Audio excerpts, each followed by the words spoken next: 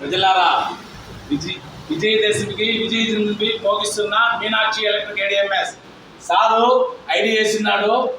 మన మన బండి వెహికల్ గురించి చెప్పిన తర్వాత నచ్చి ఈరోజు బండి కొంటాడు. ఒక రెండు సార్ మాటలు 4 మంచి మాటలు చెప్తాడు, వినండి. నమస్కారం అండి. నేను ఎన్నో రోజుల నుంచి ఏడిఎంఎస్ బండి తీసుకోవాలని వినింది. నేను ఐడీలు కూడా మా మిస్సెస్ని మా కొడుకుని కూడా చేర్పించాను.